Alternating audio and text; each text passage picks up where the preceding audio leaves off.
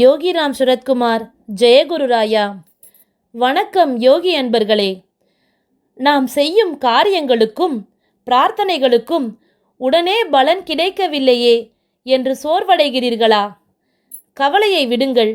பகவான் யோகிராம் சுரத்குமார் அவர்கள் இதற்கு ஒரு மிக எளிய உதாரணத்தை கூறுகிறார். நீங்கள் ஒரு மரக்கன்றை வைத்து தண்ணீர் ஊற்றினால் அது பழம் தரும் வரையில் காத்திருக்க வேண்டும். நாம் தண்ணீர் ஊற்றுவதனால் மட்டும் உடனடியாக பழம் கிடைத்து விடாது. சரியான நேரத்திற்காக நாம் காத்திருக்க வேண்டும். ஆம், நாம் ஒரு செயலை தொடங்கிவிட்டோம் என்பதற்காகவே உடனடியாக பலனை எதிர்பார்த்து அவசரப்படக்கூடாது. எல்லாவற்றிற்கும் ஒரு சரியான நேரத்தை நம் தந்தை நிர்ணயித்து வைத்துள்ளார். அதுவரை பொறுமையோடு அவர் மீது முழு நம்பிக்கையுடன் காத்திருப்போம்.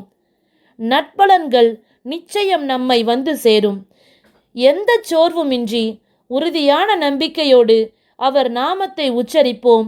யோகிராம் சுரத்குமார், யோகிராம் சுரத்குமார், யோகிராம் சுரத்குமார்.